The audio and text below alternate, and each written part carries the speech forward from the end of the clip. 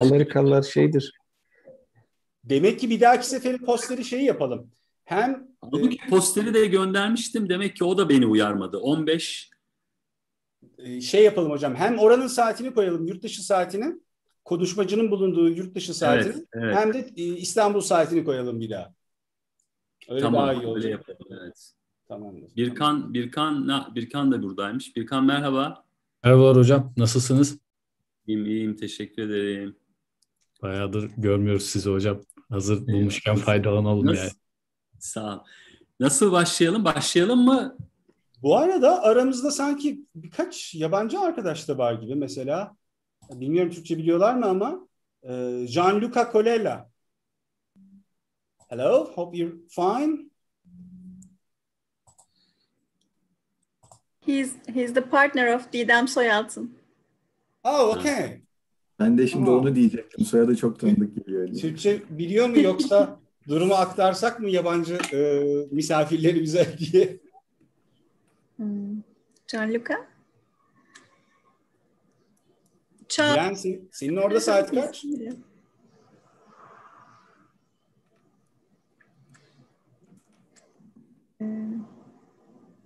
Evren, şu anda YouTube'dan canlı yayına başladık. İsterseniz programa Tamam. başlayalım. Tamam. Tamam. O zaman bir giriş yapıyor muyuz yoksa ben direkt mi başlayayım? Nasıl yapalım arkadaşlar? Ee, Siz buyurun hocam başlayın. Biz de yetişiriz Tamam. arkadaşlar. Öncelikle o zaman kusura bakmayın, saat karışıklığı olmuş. Bundan dolayı benim hatam oldu anlaşılıyor. Çünkü 9-15 o aradaki saat farkını tam ayarlayamamışız. Ondan dolayı öncelikle özür dilerim. Kusura bakmayın lütfen. Ama yani beklemeye değer bence. Tuval'i dinlemek, Gerard'ı dinlemek her zaman zevk. Ben kendisiyle aslında doktora döneminde doktora tezimi yazarken aslında ciddi bir problem içerisindeydim.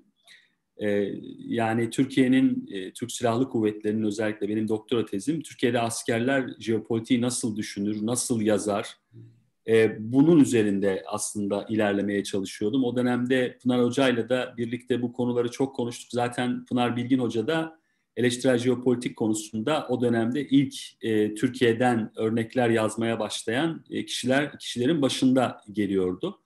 Sonrasında tabii bu alanda katkı yapan birçok isim oldu. Lerna Hoca yazdı. Yine Necati Hoca, Necati Anaz var. Belki hepiniz tanımıyor olabilirsiniz aramızda. O da kendisi yine bu konuda Türkçe bir derleme de yapmışlardı. Ne kadar oluyor bilmiyorum Necati. Belki 10 yıl öncedir ama yine rahmetli Mahmut vardı. Kendisi Gökmen de vardı. 2012'de evet. Evet, 2012'de o da genç bir arkadaşımızdı. Amerika Birleşik Devletleri'nde doktora yapıyordu. Allah rahmet eylesin tekrardan. Dolayısıyla aslında eleştirel jeopolitikle ilgili Türkiye'de bir farkındalık söz konusuydu. Gerçi biraz geç bir farkındalık bana kalırsa. Zira Türkiye'de belki şu kısaca bu uluslararası ilişkiler meselesi üzerinden gitmek lazım. Neden geç geldi?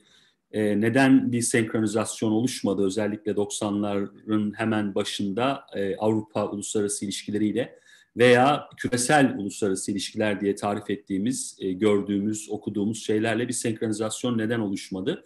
Bunun tabii çeşitli sebepleri var. Türkiye'de uluslararası ilişkiler disiplininin kuruluşunun kısmen geç olması, büyük oranda 1980 öncesinde tarih disiplini üzerinden kendisine bir yerlerde konumlandırmaya çalışmış olması, Türkiye'nin içinde olmuş olduğu siyasi konuların, özellikle dış politika konularının konuşulmasının kısmen biraz seküritize ediliyor olması ve akademiyada bu küresel uluslararası ilişkiler literatürünü çalışan çok fazla kişinin olmaması. Mesela 60'lardaki özellikle 62'deki bu milletler arası münasebetler kürsüsünün Ankara Siyasal'da kurulmuş olması bence o anlamda etkili. Hatta ona giden sürecin, konferans metinleri var. Orayı da okuduğunuzda aslında bu gecikmenin sebebini çok rahat bir biçimde anlıyorsunuz.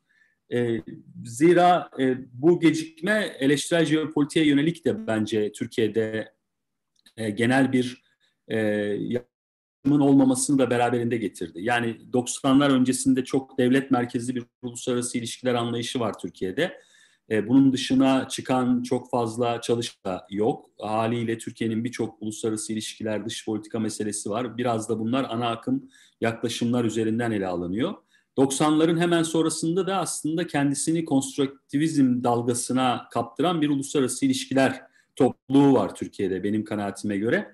Orada da o da çok normal. İşte bu postmodern yazının özellikle Türkiye'deki 90'lardaki siyasal iklimde alternatif siyasal söylem içerisinde, siyasi cemiyet içerisinde kendisini konumlandıranlar açısından muazzam bir eleştirel toolbox sağladığını görüyoruz. Yani paradigmatik bir dönüşüm var.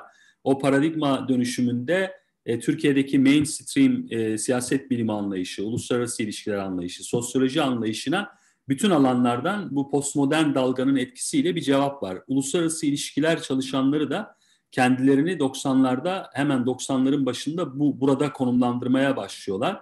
Ve o kimliğin 90'ların hemen başında uluslararası ilişkilerde açıklayıcı gücü Türkiye'deki meseleleri de kimlik konuları üzerinden açıklamayı kolaylaştırıyor aslında. Ben dolayısıyla böylesi bir akademik soy ağacı tartışması yapılmasının Türk uluslararası ilişkileri açısından çok önemli olduğunu düşünüyorum. Bu çok yapılmıyor Türkiye'de. Neden bu kadar uzattım? Aslında eleştirel jeopolitik hem eleştirel jeopolitiğe geç girmesi Türk uluslararası ilişkilercilerinin, Türkiye'de çalışanlar veya yurt dışında çalışanların hem de Türkiye'deki uluslararası ilişkilerin o tarihi serüvenini açıklamak için bence bu tartışmanın yapılması lazım ki daha sağlıklı bir küresel uluslararası ilişkilere katkı vermek. İkincisi de bence en önemlisi bir tür özgün, kendi şahsına münhasır olmasa bile kendi tarihsel birikimini aktarabilen bir akademik çalışma alanı, literatür, teorik çalışma alanı oluşturabilmesi adına bu tartışmayı yapmak lazım. Bu tartışmanın hala Türkiye'de yapılmadığını görüyorum. Evet, bazı girişimler var ama bu girişimlerin genel olarak akademiye yansıtıldığını ben düşünmüyorum. Ama bu hakikaten bence ayrı bir tartışma konusu, ayrı bir panel konusu, ayrı bir çalıştay konusu olması lazım. Bu sorunun üzerinde düşünmek adına. Dolayısıyla o dönemde ben de eleştirel jeopolitikle aslında bu Türkiye'deki sivil asker ilişkileri bağlamını dış politikaya nasıl oturturuz? Ya da dış politikayı sivil asker ilişkilerindeki o tarihsel siyaset bilimi literatürü içerisine nasıl yerleştiririz diye bir soru vardı kafamda. Ama tam olarak eleştirel jeopolitikle ilgili nasıl bir yol takip edeceğim, nasıl bir kendime özgün alan sağlayacağım, ciddi bir kargaşa ve karmaşa içerisindeydim.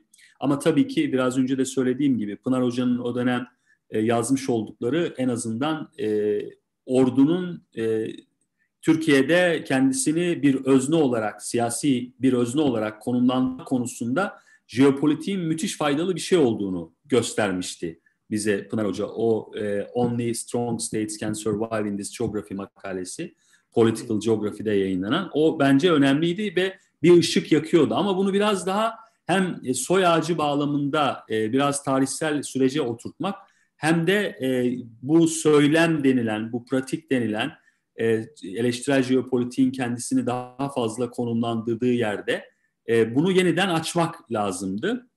Ve biraz da bu iktidar pratikleri açısından, güç ilişkileri açısından nereye tekabül ediyordu? Yani bir coğrafya, ortada bir coğrafya var. Bu coğrafyaya yönelik bir tanımlama söz konusu. Bu tanımlamalar kendiliğinden basit tanımlamalar değil. Bunların içinde çok ciddi iktidar ilişkileri, iktidar söylemleri söz konusu. Bunu ortaya çıkarmak gerekiyordu. İşte o dönemde de biraz eleştirel jeopolitiğin kurucu isimlerinden olan Gerard Toal'in metinleriyle biraz daha sıkı fıkı olmaya başlamıştım. Elbette Gerard Toal'in aslında bu Critical Geopolitics kitabı literatürde belki de en fazla atıf alan kitaplardan bir tanesidir.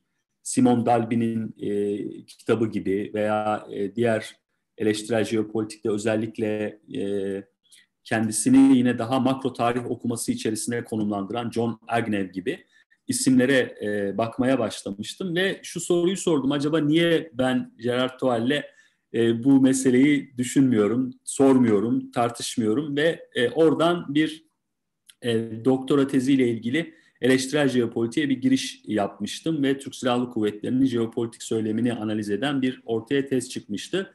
Bu sürede de Gerard Toal'le özellikle çalışma fırsatı buldum. Virginia Tech'te Government and International Affairs bölümünde Amerika Birleşik Devletleri'nde orada bir süre vakit geçirdim ve tezi tamamladım bu bağlamda. Şimdi tabii eleştirel jeopolitikte kabaca benim kendi okumalarımdan ortaya çıkardığım 3 ana ekol olduğunu söyleyebiliriz. 3 ana ekol aslında eleştirel jeopolitiği mümkün hale getiriyor. Ama bu mümkünlük koşullarını belirleyen temel dinamik bence 1980'lerle birlikte başlayan yine uluslararası ilişkilerdeki postmodernist ya da postyapısalcı litin ortaya çıkardığı tartışma aslında.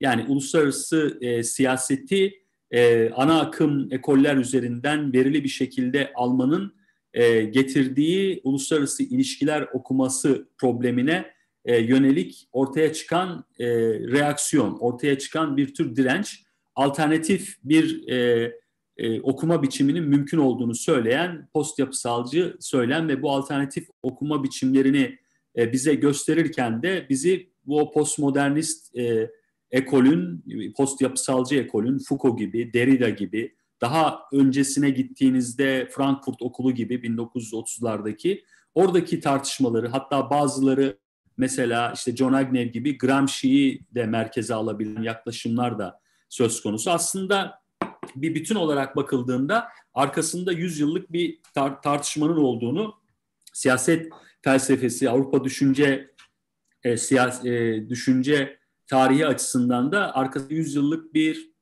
tartışma olduğunu söyleyebiliriz. Ama özellikle tabii ki Foucault gibi, Derrida gibi, Deleuze gibi, Guattari gibi isimlerin de eleştirel jeopolitiğin özellikle birazdan o tasnif edeceğim, sınıflandıracağım ekolü içerisinde yankı bulduğunu söyleyebiliriz.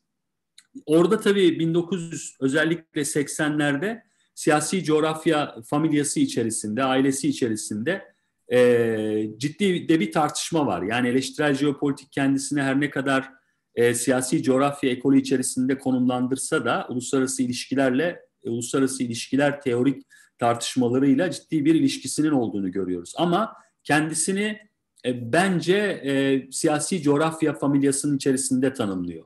Nihayetinde üzerinden belki 30-35 yıl geçmesine rağmen bugün hiçbir uluslararası ilişkiler teorisi ya da Introduction to International Relations Theory textbook'unda Critical Geopolitics bir alt section olarak ortaya çıkmış değil. Dolayısıyla bu üstelik yani foreign policy gibi son derece uluslararası ilişkilerin bir alt çalışma alanı olan bir çalışma alanında eleştirel jeopolitik çok fazla şey söylemesine rağmen bize uluslararası ilişkilerin bu ana akım teorileri veya marjinal kalan daha radikal diyebileceğimiz siyaset felsefesi açısından söylüyorum. Teorileri içerisinde kendisine yer bulamamış. İşte critical teorinin zaman zaman bazı textbooklarda eleştirel jeopolitiğin ana metinlerine referans verdiğini görüyoruz. İşte Creating the Second World War gibi kitaplar, Simone Dalby'nin kitapları, Gerard Toal'in kitapları gibi.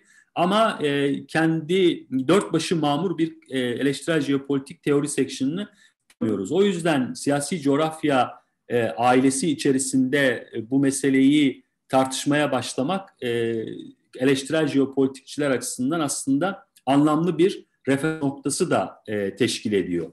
Ama burada bence iki şeyi de birleştiriyor. Özellikle Gerard Toal birleştiriyor bence bunu. Bir tarafta uluslararası ilişkilerin ana akım anlatısı, dominant işte neorealist paradigmanın bize söylediği argümanlarla siyasi coğrafya ekolünün özellikle Almanya ekolünün biraz bu organik devlet anlayışının getirdiği ve bunun da siyasi realizm diye tarif edebileceğimiz political realism alanında kendisine çok sağlam bir yer edinmiş olması. Aslında eleştirel jeopolitik bu dönemde çalışmaya başlayanlar açısından bu iki kanada doğru ciddi bir reaksiyonun olduğunu, ciddi bir karşı duruşun olduğunu ya da eleştirel bir yaklaşımın ortaya çıktığını söyleyebiliriz. Bir tarafta siyasi coğrafyanın ana anlatısı, o hem tarih anlatısı, pratikleri, metotları, farklı teorik yaklaşımlar. Bir tarafta Alman ekolü var, bir tarafta Fransız ekolü. Fransız ekolünün içerisinde yine kritikçiler olduğunu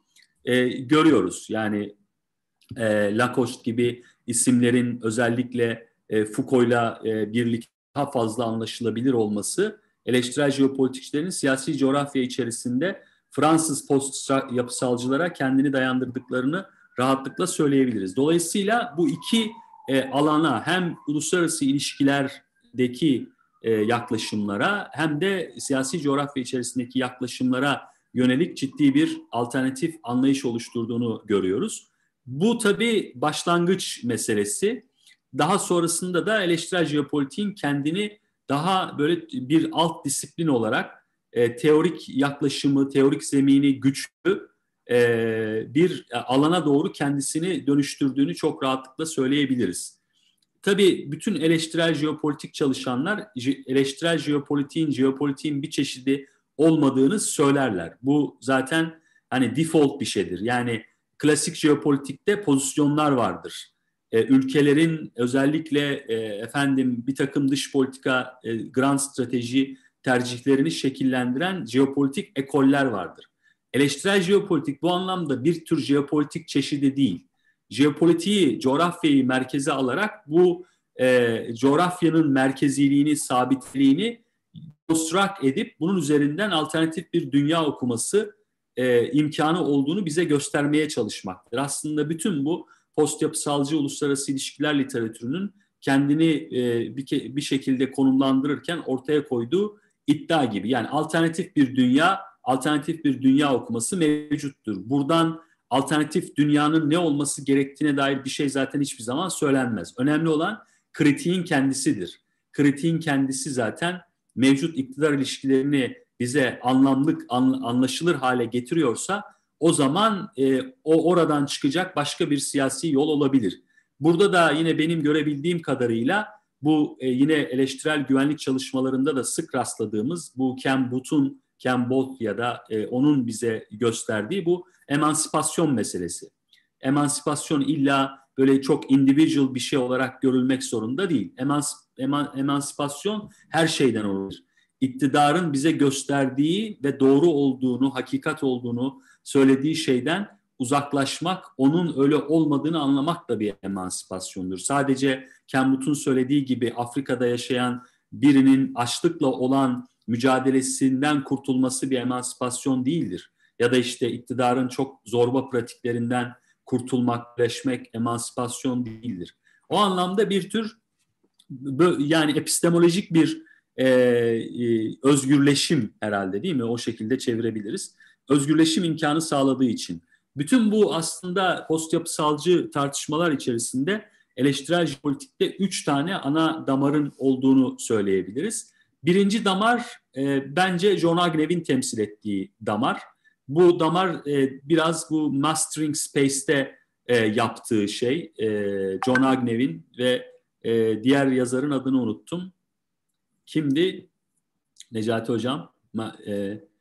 Stuart Corbridge galiba hocam. Evet, Stuart Corbridge. Yani onunla birlikte yaptığı biraz böyle bize jeopolitiğin tarihsel bağlamını da gösteren ama bunun özellikle de politik ekonomiyle olan, yani o 500 yıllık bu kapitalist dünya sisteminin, siyasetinin içerisinde hani bize Wallenstein'ın gösterdiği bir dünya sistemleri teorisi veya dünya sistem teorisinde kapitalizmin seyrettiği o tarihsel serüvenin biraz da politik coğrafya üzerinden okumaya çalışmak. Burada daha bir big history yapma arayışı olduğunu ben görüyorum. Orada öyle bir big history anlayışı var. O anlayışın içerisinde de işte Agnew'in bize sunduğu o jeopolitiğin farklı anlayış biçimlerinin, paradigmalardan esinlenerek bize yansımasını tarihsel olarak göstermesi söz konusu. İşte burada bu territoriality kavramının tarihsel olarak nasıl kurulduğunu, yeniden üretildiğini ve bunun da politik ekonomiyle olan ilişkisini, işte standart bildiğimiz efendim medeniyetçi jeopolitik ya da medeniyetsel de diyenler var Türkçe'de, civilizational geopolitics dediğimiz. Bu özellikle Avrupa'nın 17-18. yüzyıl kesitini bize gösteren bir civilizational geopolitics bu. Yani politik entiteler daha çok kendilerini genel bir sivilizasyon anlayışı üzerinden tanımlayarak jeopolitik pratiklerini üretiyorlar. Bu jeopolitik aslında yaklaşımın, bu civilizational yaklaşımın biraz İngiliz ekolünde de, okulunda da olduğunu rahatlıkla söyleyebiliriz. İşte bize Hadley Bull'un Anarchical Society'sinde anlattığı şey biraz bu sivilizasyonel tarihi Avrupa devletler arası topluluğu üzerinden göstermesi. Biliyorsunuz o tartışmaları. İkincisi organik jeopolitik olarak dediği, ben bunu bir türlü yapamadım. Yani Türkçe olarak doğallaştırılmış diye ben doğallaştırılmış diyenler var değil mi? Yani organik, bilemiyorum nasıl bir kavramsallaştırma kullanacağız ama biraz işte bu Ratzelci coğrafya anlayışının tecessüm etmiş hali olarak bize bunu gösteriyor John Agne ve Corbridge. Burada da işte devleti yaşayan bir organizma olarak tasvir etmek suretiyle Ratzelci o politik coğrafyada olduğumuz devlet eğer bir organizmaysa bu organizmanın tıpkı diğer organizmalar gibi genişlemeye, büyümeye ihtiyacı var. Bu işte ihtiyaçtan hasıl olan bir topraksal genişleme söz konusu. Bu topraksal genişlemenin de nihayetinde Almanya örneğindeki gibi bir tür Lebensraum sonucu bir pratik jeopolitiğe doğru döndüğünü bize söylüyor. Üçüncüsü de bu ideological geopolitics dediği daha çok işte Soğuk Savaş dönemi jeopolitiğini biraz coğrafyanın, jeopolitik etkileşimin ideolojik eksenler üzerinden tanımlandığını söyleyen bir yaklaşım var. Yine burada tabii ne kadar yani bu makro level dediğimiz daha büyük tarihçilik okuması üzerinden eleştirel jeopolitik yapanlar ne kadar çoğunlukta? Aslında çok fazla yok arkadaşlar. Benim okuduğum metinler arasında yani bunu böyle jeopolitiği mesela Türkiye'deki çalışmalar açısından Osmanlı'nın nasıl bir jeopolitik tasavvuru vardı? Mesela bu soruyu sorduğumuzda cevabını alabileceğimiz metinler çok az. O metinler de jeopolitik formasyonu olmayan metinler kuşkusuz. Yani başka alanlardan gidiyorlar. Belki Cemil Aydın Hoca'nın bu özellikle Osmanlı'nın son dönemini anlattığı kitabında bize bir jeopolitik coğrafya ile ilgili Osmanlı'nın bir tasavvuru olduğunu, farklı ekollerin coğrafya tanımlamaları üzerinden buna medeniyet eksenlerini eklemek suretiyle gösterdiğini görüyoruz o kitapta. Ama ben diğer örneklerde biraz daha bu meselenin araştırılması, yapılması İngiltere'de, Amerika'da çok fazla rastladığım bir şey değil. İkinci ekolse, yani ikinci daha doğrusu grup çalışmada kendisini daha orta düzeyde, buna mezo diyebiliriz. Yani daha ne makro ne de mikro çalışmalar yapan, jeopolitiği bir tür kültür ekseninde konumlandıran çalışmalar söz konusu. Burada da işte bilmiyorum Evren katılır mı ama Close Dots sanki bazen bunu yaptığı metinler oldu. Özellikle bu Geopolitical Culture kitabıydı değil mi? Orada birçok ülkenin örnekleri söz konusu. Hatta orada Orta Doğu'dan da ülkeler var. Bunu yapanların çok olduğunu biliyoruz. Ama oradaki eleştirel jeopolitikçilerin kendisini bizim bugün de dinleyeceğimiz Gerard Toal-vari bir hatta tam Foucault'cu bir eleştirel jeopolitik yapıyorlar mı? Yapmıyorlar. Bence orada o çalışmalarda daha çok jeopolitiği kültürel, tarihsel bir eksene indirmek suretiyle farklı ülkelerde ne tür ekollerin oluşabileceği. İşte Rusya'da biliyoruz jeopolitik ekollerini. Avrasyacı ekol, işte yeni Avrasyacı ekol, daha klasik Avrasyacı ekol gibi veya işte Batıcı, Atlantikçi ekol gibi. Amerika Birleşik Devletleri'nde işte bu Jeffersonian yaklaşımlar, Wilsonian yaklaşımlar gibi bu tür yaklaşımları benimseyenler. İngiltere'de daha imparatorluk jeopolitiğini merkeze alan çalışmalarla daha ulus devlet jeopolitiğini merkeze alan çalışmalar. Yine Almanya'da keza buna dair örnekler var. Japonya'da ilginç, yine o kitapta olan çok güzel bir makale vardır. Yazarını hatırlamıyorum. Japonya'da Ichi mesela... Tanaka hocam galiba. Evet, doğrudur.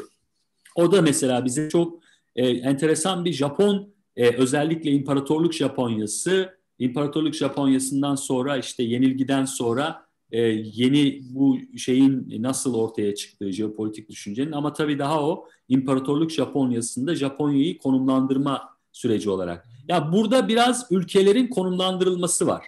Yani mesela bizde metinler var biliyorsunuz.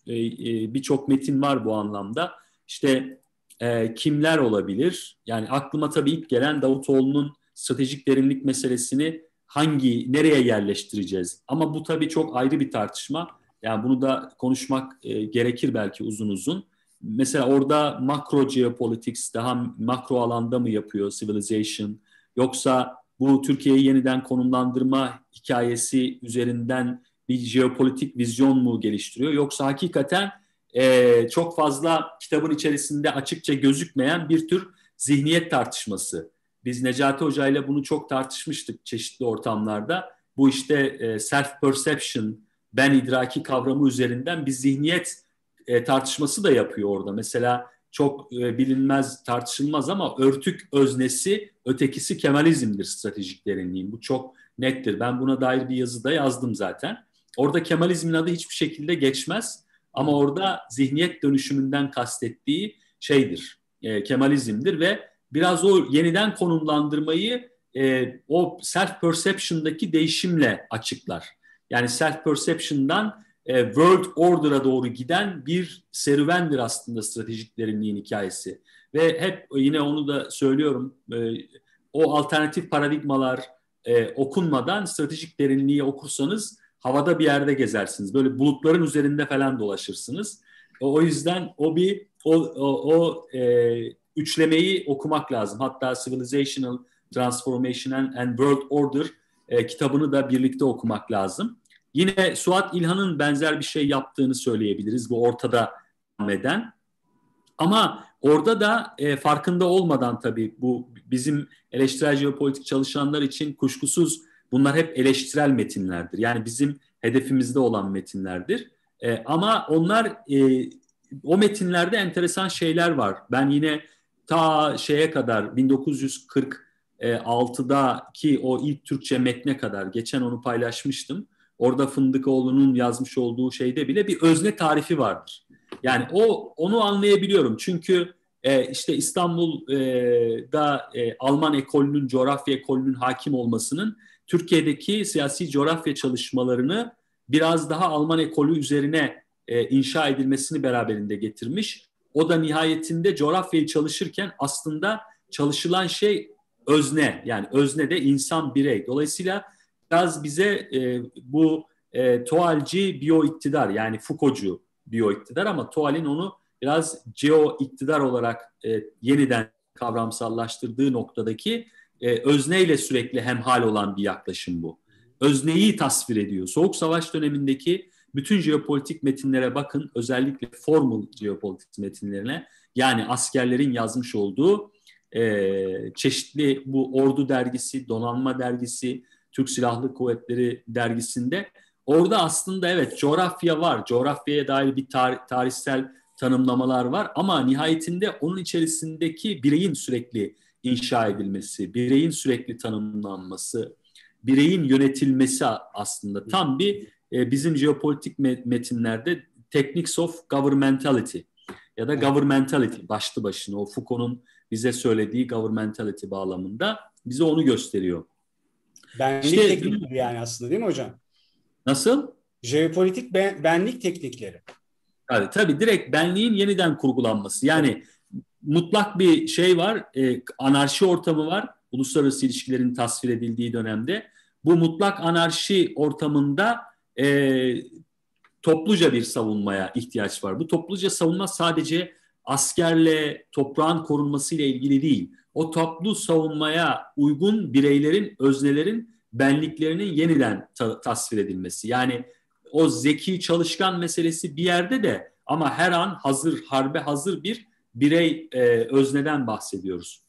Bu da ikinci kategori. O yüzden Türkiye'de bu ikinci kategoride hem metinler üreten, tabii metinler yani şimdi hani her metin önemlidir Derrida'nın söylediği gibi doğru ama yine birçok metni ben artık okurken çok ciddi sıkılmıştım. Yani birbirinin çok tekrarı olan maalesef. Yani materyal öyle beni çok sıkmıştı o dönemde inanılmaz ama güzel de bir şey var. Yani havayı o Soğuk Savaş döneminde anlamak açısından çok çok önemliydi. Bir de Türkiye'deki o dönemin asıl bence püf noktası çeviriye bağlı olma.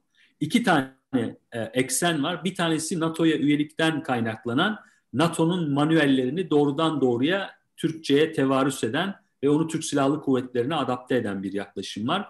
Ki bu aynı meselenin Osmanlı'nın son dönemindeki Alman askeri ekolünden silahlı yapılanma, savaşma, motivasyon vesaire oradan da görüyorsunuz çeşitli tarih şeylerinde. İkincisi de sürekli bir çeviri anlayışı söz konusu. Yani Haushofer'den iyi çeviriler var, Mackinder'den iyi çeviriler var, Spikeman'dan iyi çeviriler var, Ruslardan kısmen de olsa o dönemde buldum, o da ilginç geldi. Yani Rusları tanıyalım, bakın komünistleri tanıyalım. Bunlar böyle hani bu şey gibi Kenan'ın yazdığı metin gibi. Dolayısıyla enteresan şeyler var. Üçüncü eksen de bence bunu da söyleyeyim sonra çok uzatmayayım. Bu işte mikro alanda eleştirel jeopolitik çalışmaları yapan işte asıl bence tartışmaların daha zengin olduğu, daha fazla benim gördüğüm ve son dönemde de artık daha lokalize olmuş. Bu yani local geopolitics'e kadar artık gitmiş bir şey var. Orada kuşkusuz bunun kurucu ismi bence Gerard Toal. Simon Dalby'nin yine bence orada çok büyük bir şeyi var, katkısı söz konusu. Bu mikro alan belki çalışmalarında. Orada da işte bu jeopolitiğin bir söylem olarak ele alınması meselesi. Yani aslında söylem bize neyi konuşmamamız gerektiğini, neyi düşünmememiz gerektiğini değil de bize neyin konuşulması gerektiğini dayatan bir kalıp aslında. Yani bu tipik Foucault'cu bir söylem tarifiydi. Bunu yaparken de bilgiyi üreten ki coğrafyacılar bilginin üretimine son derece önem verirler. Özellikle eleştirel coğrafya, eleştirel jeopolitik çalışanlar bilginin üretimini, o jeopolitik bilginin üretimini başlı başına bir yeri, bir coğrafyayı, bir alanı tasvir etmek olmadığını, bunun da ötesinde kendi içerisinde bir takım iktidar nüvelerini barındıran, iktidarın kendisini gösteren bir alan olarak görürler. O yüzden söylem eleştirel jeopolitikte tıpkı Foucault'da olduğu gibi çok omnipotent bir şeydir. Yani her yerde hazır ve nazır. Yani ondan kaçmanızın mümkün olmadığı bir şeydir aslında bu. Tam da işte critical geopoliticsçilerin bu söylemi deconstruct etmek suretiyle o söylemin kurduğu dışsal iktidardan bizi uzaklaştırmaya davet eder. Yoksa yani boşuna sadece Amerika, İngiltere veya başka örneklerde şey değil. Bunlar şunları yapıyorlar vesaire meselesi değil. Asıl mesele bu dışsal iktidardan kendimizi nasıl koruyabiliyoruz, nasıl uzaklaştırabiliyoruz. Orada da Gerard Toal'in bize söylediği, gösterdiği aslında 4 tane jeopolitik biçimi var. Bunlardan bir tanesi, siz sanırım en son toplantıda bunu tartışmıştınız. Buradaki arkadaşlar muhtemelen buna yabancı değillerdir. İşte bu formal geopolitics dediğimiz, biraz bu metinlerin bize söylediği jeopolitik. İşte burada aslında Mackinder mesela bugün konuşacağımız kişilerden bir tanesi aslında jeopolitik kavramını benim okuduğum eserlerin hiçbirinde kullanmamış. Yani 1902'deki 4'teki o Royal akademide sunduğu ve sonradan paper olarak The Geographical Pivot of History makalesinde bile geopolitics yok. Ama bir coğrafyacı olarak muazzam bir etkisi var aslında Mackinder'ın. Yani İngiliz eğitim sistemini biraz değiştiren, coğrafya anlatısını yeniden üreten, tabii ki bunda parlamenter olmasının çok büyük bir etkisi var. burada muazzam bir etki yapıyor ve İngilizlerin yaklaşımındaki o hani coğrafyayı bir yeri görmek, gezmek, o bölgenin kayıtlarının tutulmasını sağlamak, o bölgeyi tanımlamak. Yani sadece bu siyasi coğrafyanın bugün gördüğümüz halinden çok daha öte bir şey söyleyerek tam tersine coğrafyanın İngiliz emperyalizminin hizmetine nasıl koşulması gerektiğini anlatan bir yaklaşım sergiliyor aslında. Tabii o Realities and Democratic idealler kitabında da başka daha geniş bir çerçevenin bize çizdiğini görüyoruz. Aslında orada işte tam da bu bireyin İngiliz bireyinin, İngiliz öznesinin yeniden tasarımı, yeniden oluşturulmasına örnek yapıyor. Bunlar aslında Formal Geopolitics ama tabii ki onun yanında bunlar klasik jeopolitiğin formülleri. Haushofer'in işte Formal Geopolitics metinleri. Onda jeopolitiğin olduğunu görüyorsunuz zaten.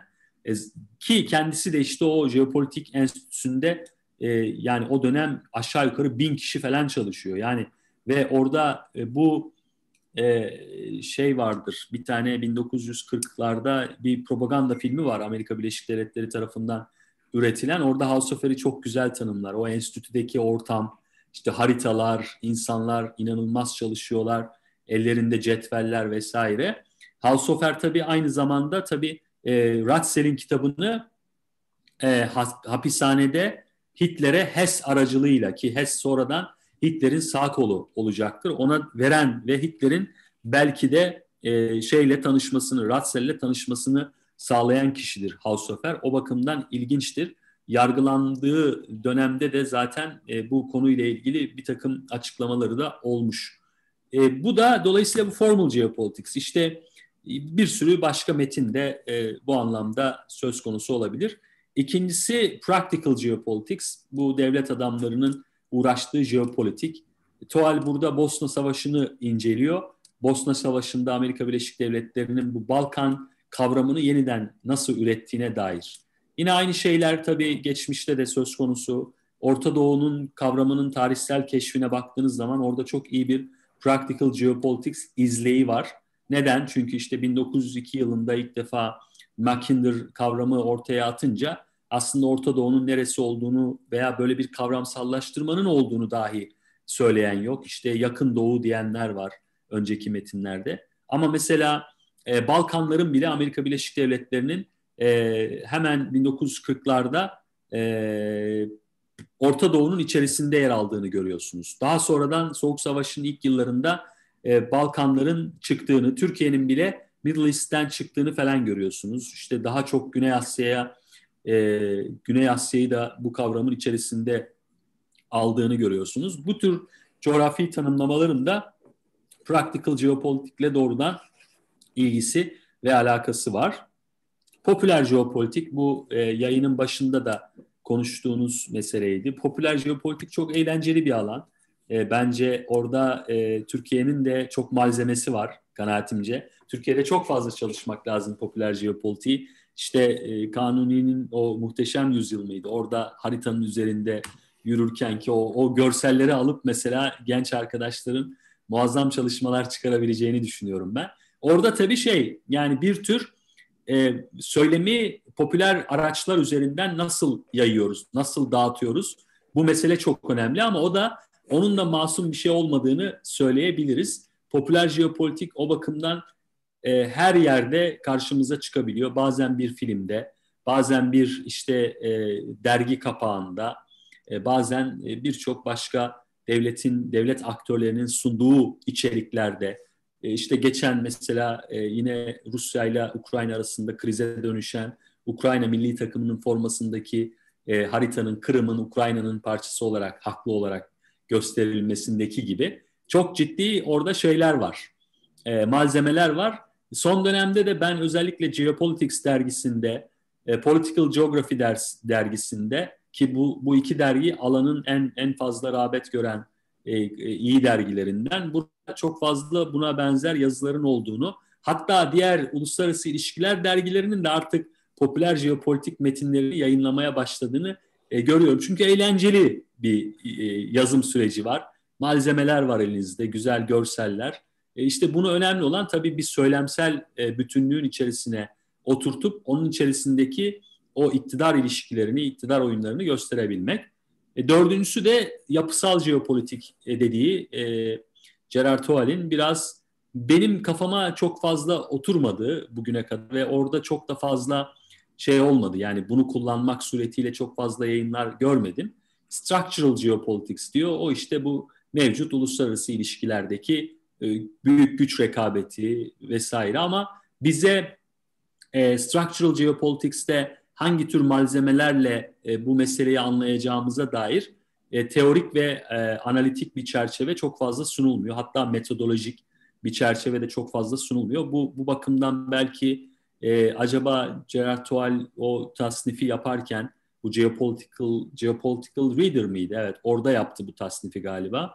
Acaba orada bu tasnifi yaparken ne düşündü? Belki bugün onu sorarız.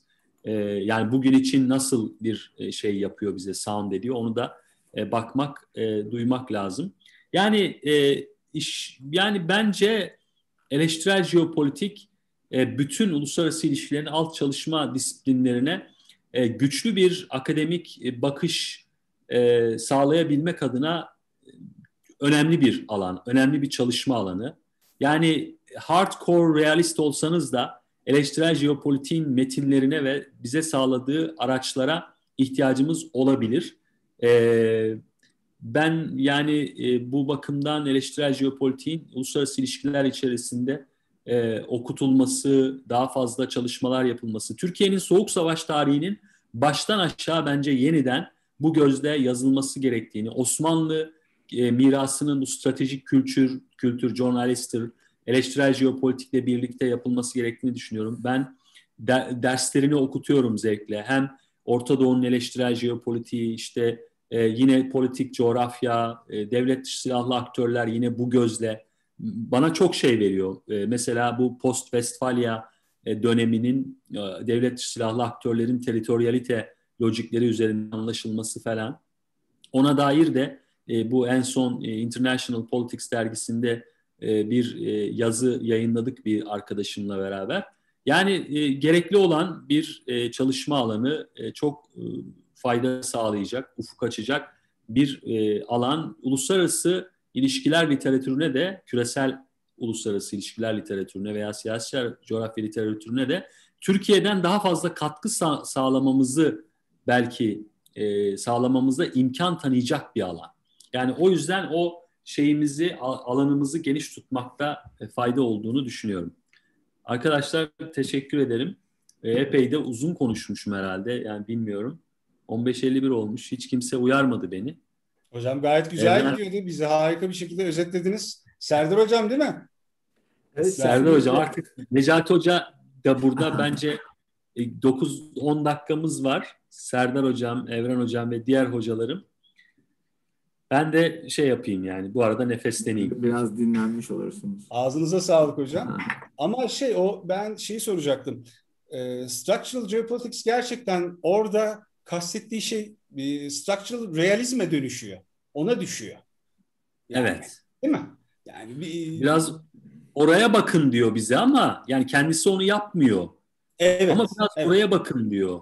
Oraya da bakın. Biraz tabii son dönemde Gerard Toal özellikle bu localizing geopolitics dediğimiz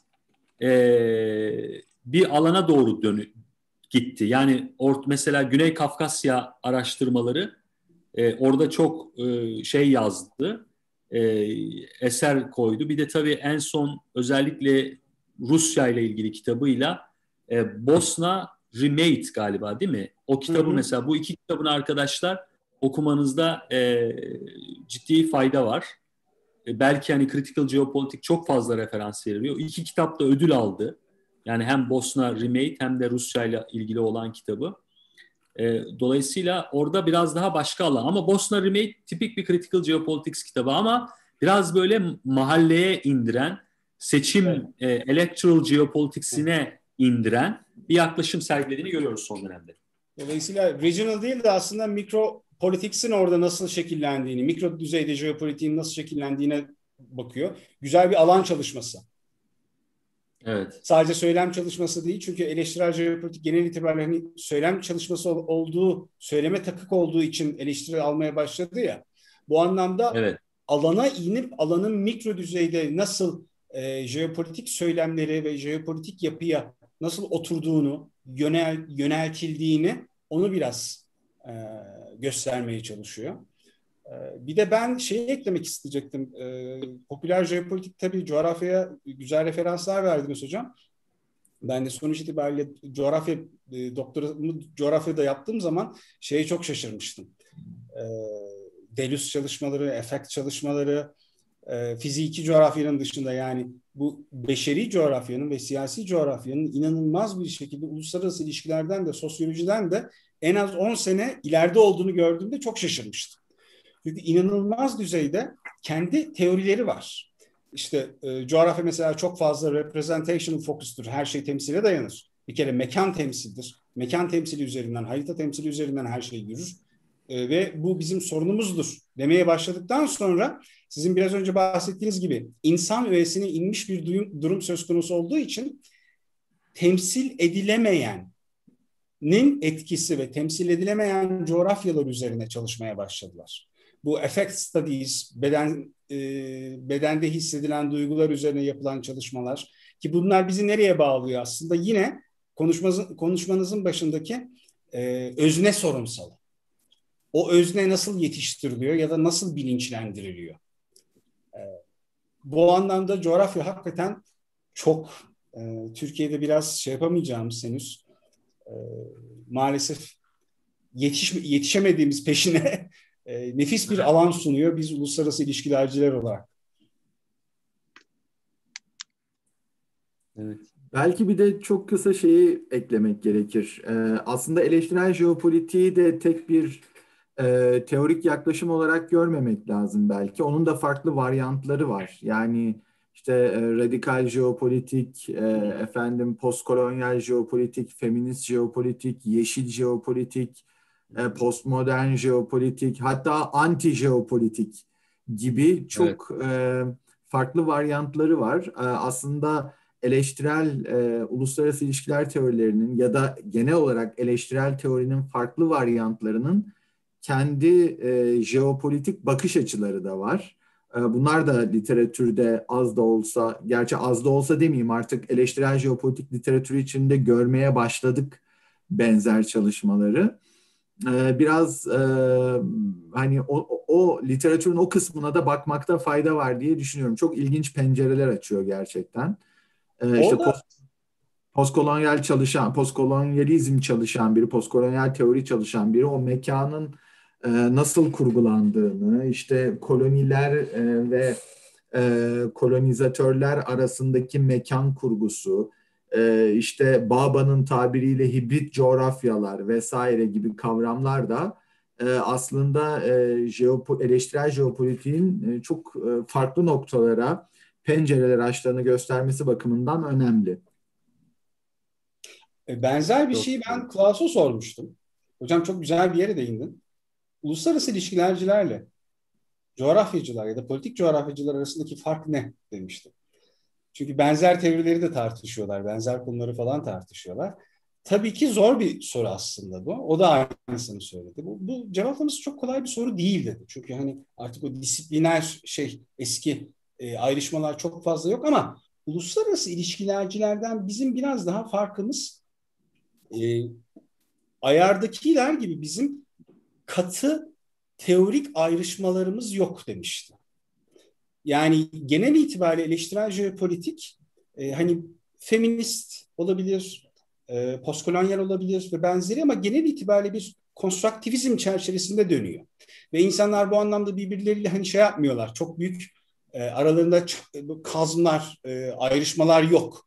O yüzden o sert tartışmalar da yok. Biraz daha arkadaşçıl bir ortam gibi bahsetmişti bana. Benim de tecrübemden hakikaten doğru demiştim. Çünkü biraz önce bahsettiğiniz feminist jeopolitik hakikaten o critical geopolitics içerisinde başkaları da ondan feyz alıyor.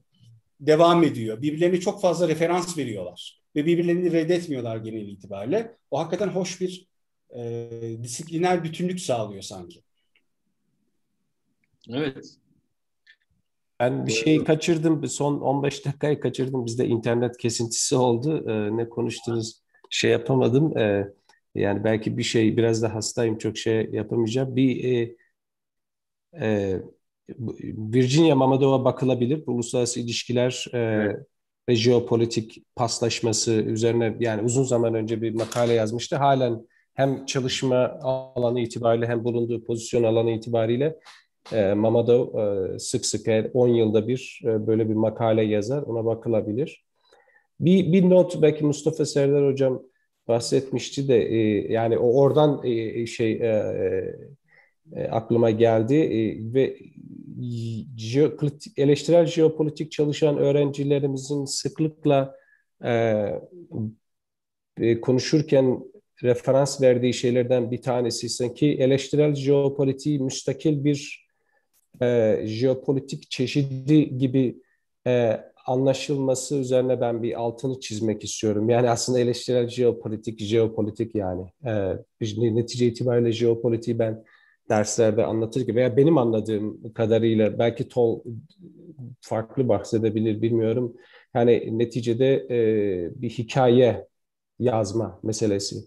Yani bu mikro makro yani ideolojik Ratzelci olabilir, Davutoğlu'cu olabilir. Yani neticede mekansal hikayelerin yazıldığı eleştirel jeopolitikçe de farklı yönleriyle farklı hikaye yazımlarını ya anlamaya çalışırlar ya da farklı bir yazım içerisindedirler. Yani ben sinema jeopolitiği çalıştığımda ilk başvurduğum şeylerden bir tanesi Kurtlar Vadisi çalışmıştım. Evet. Yani gittim senaristiyle konuştum mesela yani nedir sizin derdiniz diye şeyden de biraz political communication'cilerden de bu Stuart Hall'un şeyi vardır.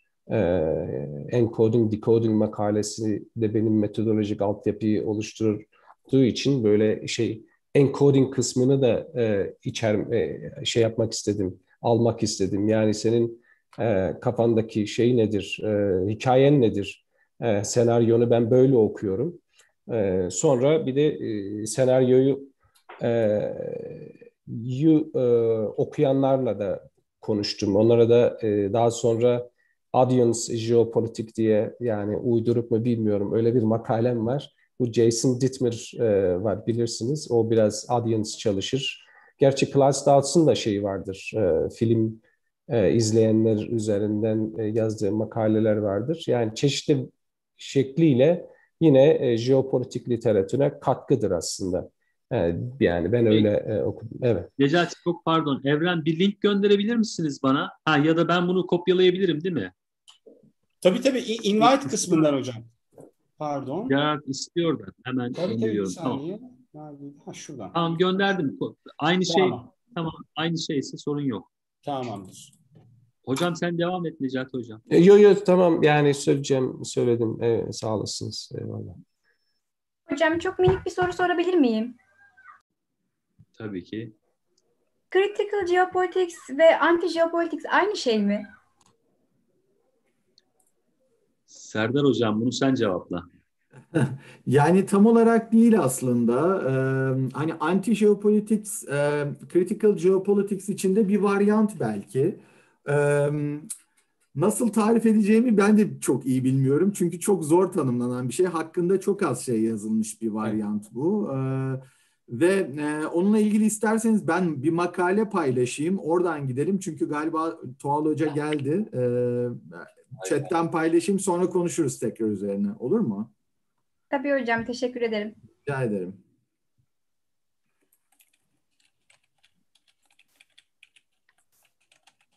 Evet. Oh. Hi Gerard, how are you? I'm fine. Good afternoon, everyone. Welcome. Afternoon. Good afternoon. So I confused about the time. So therefore, we have been discussing the critical geopolitics during 1 hour. So therefore, I would like to start without taking your time. So Gerard, welcome again. So I will make a very brief introduction, and then I'm going to give the floor you to make your presentation. I think 30 minutes or more. How many minutes you think are you going to talk? That is up to you. Okay. So I will work with you. I have a presentation which can go on for a long period of time, or I can shorten it considerably and take questions if you have already been discussing things.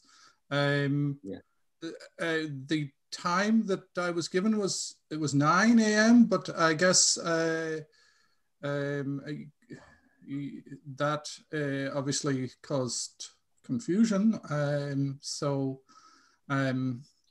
Okay, so let's work with whatever you wish to do. Okay. So first of all, I would like to introduce the audience. We have here, I think, more than 63 people. Some of them are, a professor at the Turkish universities, someone who are mainly working on studying on critical geopolitics from different perspectives by using different case selections. So we have many students from our Turkish universities. All of them are, one way or another, are interested in critical geopolitics. I think they have many questions. So for Gerard, I think you know him, and he is one of the leading scholar in critical geopolitics. He is one of the founder, actually, to me, in critical geopolitical studies. So when I met first Gerard Toal, as I mentioned in my previous presentation, I had many questions about my PhD dissertation, and he made a lot of contribution to my PhD dissertation. And we had a many conversation in Washington, D.C. after I finished my PhD dissertation. And now here we have Gerard Toal. So Gerard, the floor is yours. Mustafa Serdar Palabıyık and Enver will also moderate the session. So I don't know, Mustafa or Evren, would you like to add something for the beginning? Well, it's a great honor to listen to you, Professor, because in my classes, at least, your papers, your articles, books are at the top of my reading list. So it is a great honor to meet you here. Thank you very much for accepting our invitation. Exactly same here. I'm really, it's such a fascinating situation for me.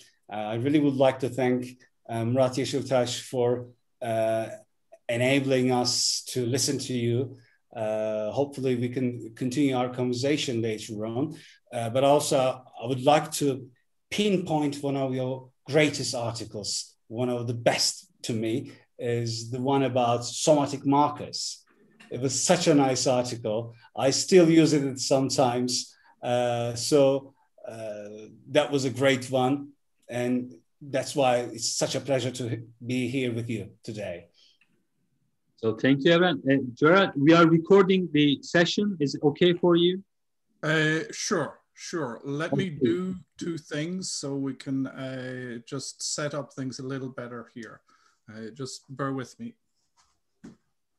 Didem Hocam, would you like to add something?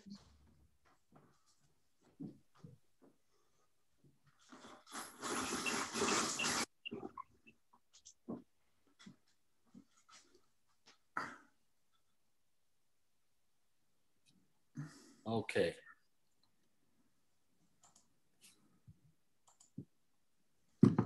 Okay.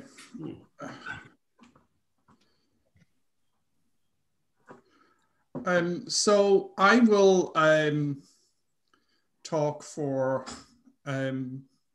not too long because I want to hear the questions that you have and the perspective that you have. Critical geopolitics is not the property of any one person or anything like that. It is what people make of it. And I'm very interested in how folks in Turkey and beyond are using some of these theoretical concepts. I appreciate the comments that have been made. I'm glad that the whole question of semantic markers is one that is raised because I want to point out one thing in this presentation which also deals with that.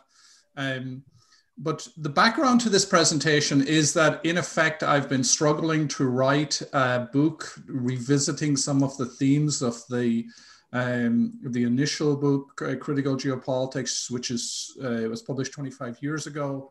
There was a symposium marking the anniversary, which came out in Political Geography not so long ago. But before that, about 2 years ago, I really wanted to go back and look at these themes, particularly in the light of climate change and in the light of the environmental challenges that we all are going to have to face inevitably. And the ways in which people like Bruno Latour and other thinkers are turning to geopolitics and geopolitical categories and that vocabulary to try to understand the environmental crisis. And in certain instances, turning to key thinkers in the geopolitical tradition, including controversial thinkers like Carl Schmitt, the Nazi-supporting jurist, who wrote books that have, I think it's fair to say, been rediscovered over the last 20 years or so. And so what I wanted to do was to revisit all of these particular themes and then to try to lay out some of the theoretical concepts in a greater depth. And this all brought me back to Halford Mackinder and the so-called birth of geopolitics. And so I want to begin by talking a little bit about Mackinder, and this is the so-called American birth of geopolitics. In March of 1947, you had an obituary for this still relatively obscure British geographer in the New York Times. And, you know, we live in the age of fact-checking, and those of you who have eagle eyes will note that there is actually an error in this very title, because the title says he was 66 years of age, and if you just read down in the second line, it says he was 86, which is the correct title. But why have an obituary for this particular figure? And the reason is that effectively this, very old, obscure British geographer and politician had been rediscovered. And his essay from 1904, and that is like over 40 years earlier, was being pointed to as really extremely significant, as was his book, which came out after the Great War in 1919, Democratic Ideals and Reality. But the story was that these were not discovered by the people who, or were not used by the people who they were meant for. They were rather used by the Germans, who, of course, Mackinder was writing against, and Britain had fought against. And so the Great War and the consequences of the Great War are the background to the birth of geopolitics. And so this article kind of pointed to the Mackinder as a sort of ignored prophet. And it was based upon a conspiracy theory. And this article, and then subsequently another article, which came out a few days later as a separate editorial. And it's really quite something that an obituary then generates an editorial in the New York Times. But that was what happened with Mackinder. And the title of it is The Father of Geopolitics. And to cut a long story short, essentially you had the designation of this relatively obscure British geographer, an imperialist, as the father of geopolitics, the father of a term he never, ever used. And the reason why he was pointed to the father of as the father of geopolitics is because the Germans, particularly Karl Haushofer, this figure here, saw him as the father of geopolitics. And because there was a conspiracy theory surrounding Haushofer's influence over Adolf Hitler, which was untrue. So you have the designation of him, but there is a few lines in this whole relatively short set of publications that I want to draw your attention to. First of all is this idea that it was not read by citizens of the Anglo-Saxon world. And then the second one is the idea that Halford John Mackinder was a scholar of a nobler caste. And in reading this, and then also he strove for freedom, democracy, and peace. And, you know, in reading this, this was 1947, Britain and the United States and lots of other countries had fought a horrible, brutal war against, in part, Nazi chauvinism and against the sort of racial hierarchical vision that was behind that. But then you still have this idea, appeal to this idea of caste, of hierarchy. And then also you have the ability to conceptualize a British imperialist who wanted to hold on to South Africa, Canada, Australia, and India as someone who strove for freedom, democracy, and peace. So you have the imagination of Mackinder in a sort of implicit hierarchy, racial hierarchy, and then also this inability to recognize him as an imperialist, and that being in contradiction with freedom and democracy. So that was what sort of piqued my interest in this particular notion. Of course, there's a background to this. And that background is the emergence of America as a world power and the crucial few years from 1940 to 1945 in which this happened. Now, part of that was the republication of democratic ideals and reality. And here you have an appeal. This is from the republication. You have an introduction by Edward Mead Earle, who was the person who was crucial in translating geopolitics to the American elite. And then you have Major George Fielding Eliot, who also is a key figure too, who was actually initially Australian, but then rose to a high-level position in the US Army. So you have the development here of a particular set of beliefs and a set of connections. And so that set of connections, I want to argue, is Anglo-Saxonism. And you had a very, very interesting moment in the whole history of this notion. And it is a sort of a collective imagining of identity. So Anglo-Saxonism, very generally, it's a set of imagined cultural traits, and it has a tacit understanding of ethnogenesis, where you have a Teutonic English tribe, and there's a sort of fusion of race and place in the development of this Teutonic tribe. Its initial understanding is that this is a linguistic community. Old English is Anglo-Saxon. But in the 19th century, it becomes racialized, and it's associated with the white race, white Teutonic race.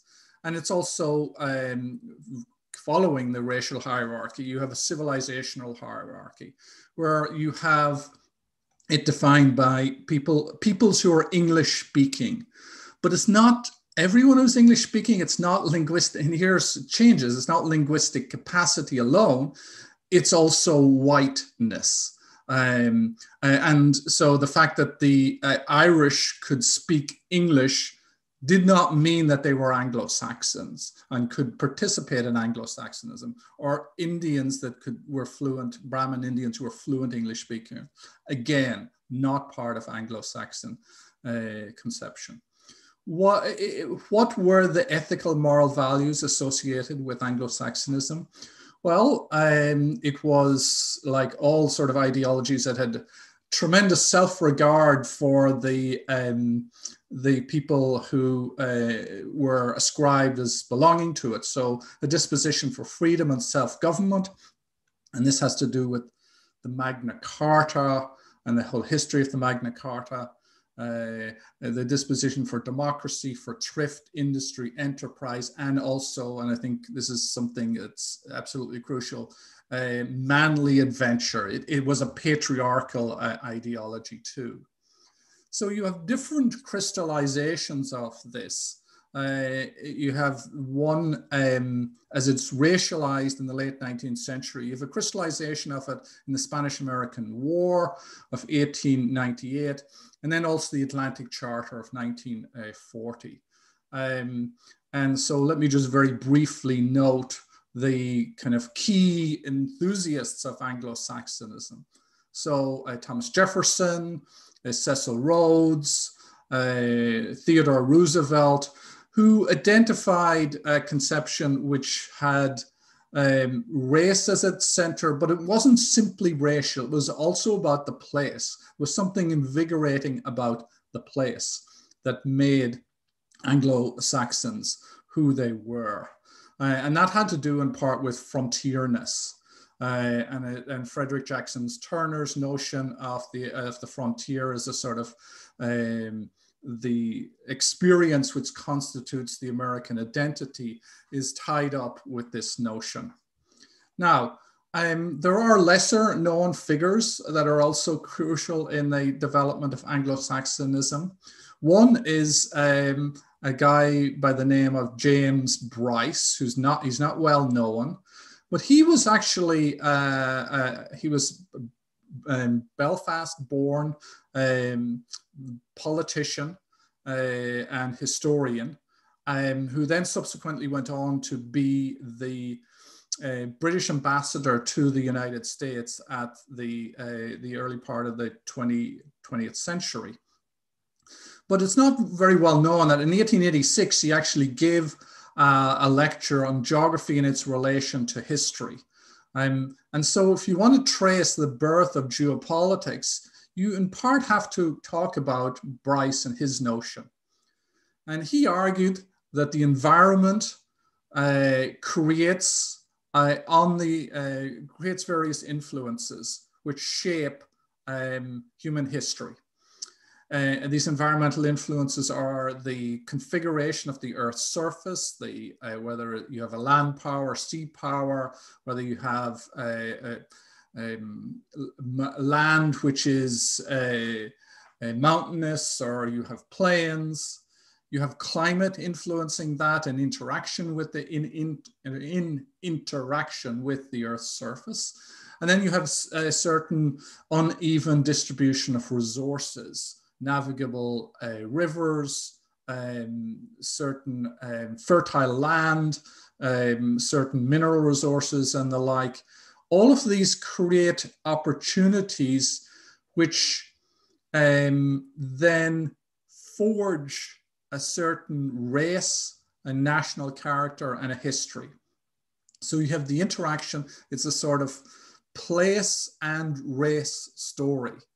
But the emphasis is on sort of the spatial, the environmental in his configuration. Just to give you a picture of James Bryce, this is him here in 1912 at the White House. And this particular character here is Baden-Powell, who was the founder of the Boy Scouts, and of course is associated with muscular Christianity and the like. And then this character here is President Taft. So that's the folks that we're dealing with here. And, you know, I don't want to talk for an awful lot more time. I'll just very briefly skip over some of the points I wanted to make, which is that in looking at the birth of geopolitics at this time, we have to look front and center in the eye at race and racial hierarchy. The conception that Mackinder then developed, and he used Bryce's ideas, was that you understood geography in terms of these different spheres. The physical, geographic, physical world, the geosphere, which then created opportunities for life. So you had the biosphere of animals and plants and the distribution of life. But at the very apex of the of life, you have humanity, man, so-called capital M-A-N, and within man, you have this racial hierarchy, which is part of nature itself. And this racial hierarchy helps constitute the human habitat. And only within that then can you then begin to theorize the international sphere. So what I do in the book, in one of the chapters, is I trace the ways in which racist conception and racial science shapes Mackinder's worldview. So this is an essay, or it is a map. It's fairly well known. It's talked about in Jerry Kearns's book, in his biography of Mackinder, of what he calls the relative negrescence of the British population. And this is based upon hair color. And then also there's a conception of skull size as well. So within Britain itself, you didn't have the white race. You had gradations of whiteness. And the whitest areas here ultimately are in the English plain.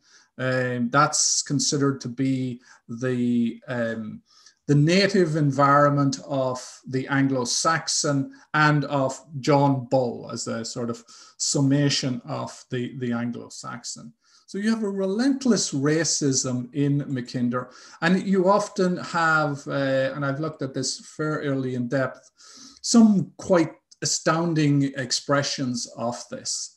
So in 1908, he traveled to Canada, and he wrote to the Times in response to an essay where it was suggested that Canada take more Asians and take more people from India. And he wrote to defend the white, I guess his hosts, the white establishment of Canada. And this is what he had to say, where he argued that the one object of which thinking Canadians are firmly united is that of a white Canada. And that's a really quite remarkable conception. There's thinking Canadians, so that there's others that are unthinking, that are obviously not educated. And there's this idea of half educated in Mackinder also. But you have thinking Canadians, and they're firmly united in the idea of a white Canada. Mixture of races must result either in the intermarriage with physical and moral consequences, which to say the least are deeply uncertain, or in the caste system fatal to democratic ideals. And then you have this idea. Brute force is no doubt a terrible arbiter. But if force be ever justifiable, it must surely be for the preservation of the very texture of social order, plainly woven during a long history. So that is a justification for violence, for what we would recognize now as effectively a form of apartheid, a form of racial exclusion, to prevent the mixing of the races.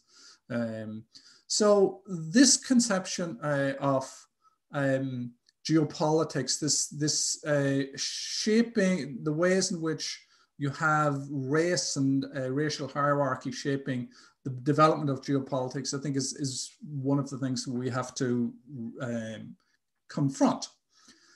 So I talk about Mackinder's, he has, it's not right to describe him as a theorist of international relations. There's a term that's used amongst the scholars of the history of IR, and they have this idea of pre-theory. And so you can talk about Mackinder as a pre-theorist, and there's different aspects to his pre-theory. And I'm happy to talk about this in greater depth, but what I want to do is to move on to take one of Mackinder's ideas, which is that spatial consciousness is important when we're thinking about geopolitics. It's not simply physical, geographic notions. It's also spatial consciousness. And I want to talk about this second Anglo-Saxon moment, which is the Atlantic Charter, which happens in August of 1941, before the United States is in the war. The background to this was the fall of France and the galvanizing effect that had on the ruling class of the elite of the United States. And they all essentially came out for for the reconceptualization of internationalism. And Stephen Wertheim, in his book, Tomorrow the World, which came out this last year, talks about the ways in which internationalism gets reconfigured in the United States in this short period between 1940 and 1945. And essentially what you have is you have the American elite looking around for a new vision of the US in the world. And they come up with a vision of internationalism, which is first of all premised upon a great power rule and the ability of great powers to use force when they need to. So what Mackinder was arguing actually resonated very well with the needs of this particular moment. And what happened with the Blitz experience in particular, which is from September 1940 to May of 1941, is you had the redefinition in the American mind of Britain as from being imperial power to being a power that is suffering and that we have a great affinity with. And the key figure in all of this is this guy here, Edward R. Morrow. And he is a radio broadcaster who broadcast from the tops of various buildings in London during the Blitz. And he helped bring into being a sense of community and a sort of implicit Anglo-Saxonism. The poet Archibald MacLeish said of Morrow and his broadcasts during the Blitz, which went to the United States. And so it was night in Britain, and these were transmitted in the late afternoon in the United States. You burnt the city of London in our homes, and we felt the flames. So you have the sort of the beginning of this very visceral, affective sense of community being created. And then this culminates in the meeting of Churchill and FDR off the coast of Newfoundland. And they meet for a number of days. They dine together. This is for the newsreels, and FDR made a point of greeting Churchill by standing up. So this is the sort of his kind of pose, and of course his hand is really holding this here, and then his son is next to him to look after him. And part of this was a series of ceremonies which sort of cemented this sense of community. And one of these was the singing of the song Onward Christian Soldiers. This is Churchill's memoirs of it. And I just put this up because part of what we're studying in geopolitics is this sort of the certain kind of crucial moments of belonging, the creation of an affective community. And it has to be sort of forced. It has to be constituted by particular performances. And so this was one of those, a very, very key moment.